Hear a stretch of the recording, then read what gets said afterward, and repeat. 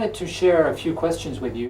We're really keen to learn on the Thiagi Group's e-learning programs, which look quite exciting, and they seem to be able to really make a difference in the field of management learning. Can you tell us a little bit about the Thiagi Group? Sure. Well, before I answer your question, let me take a step back and explain a little bit why our e-learning is unique compared to other e-learning programs.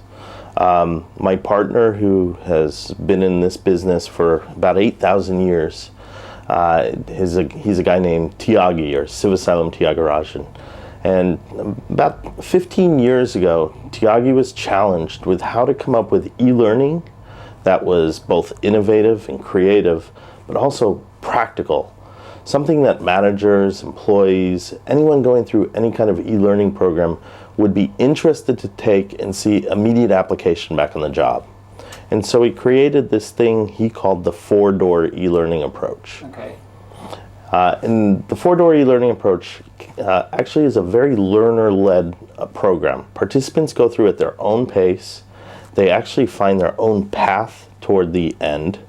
And they use what parts help them complete what we call the performance test. So we have 4 doors.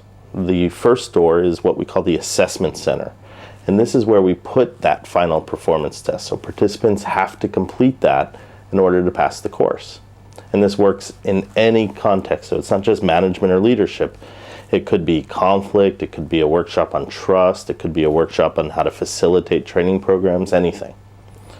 The second door is the library. And the library contains all the resources, all the tools, job aids, checklists, videos, podcasts, any media that would support the participant going through and completing the assessment in the assessment center.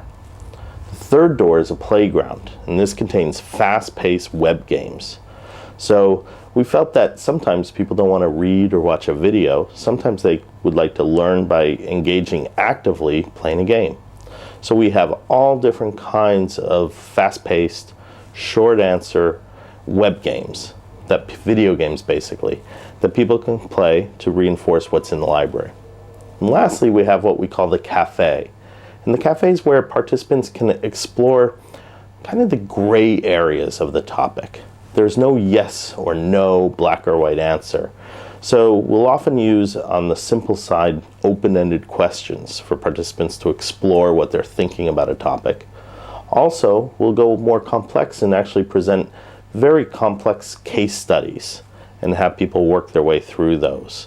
And we'll often connect what's in the cafe to the assessment center. So sometimes you'll see some merging of the different rooms in the program. We've developed several management and leadership programs on the platform, and what we're finding is managers come back to us and say, hey, I recognize the issues you're showing in the assessment center as the problems or the types of problems that I have to solve day to day in my job. And so it's an immediately recognizable and highly relevant context. Secondly, the tools you're giving us are immediately usable in solving those problems. So again, high relevance, high impact, but also what they're learning, they see an immediate application for. They're able to make the connection on a high fidelity level to their day-to-day problems. And lastly, we find that because we build in simulations and cases into the programs, a lot of times our participants get so immersed that they dream about the different characters and the scenarios we create. I think e-learning is going away.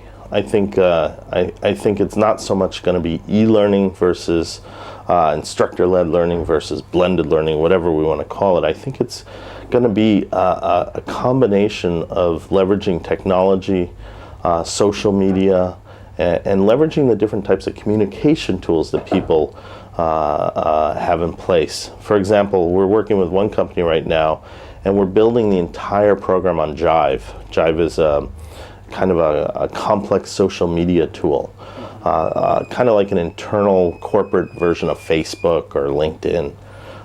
And so we're leveraging the ways people engage each other digitally to build the programs.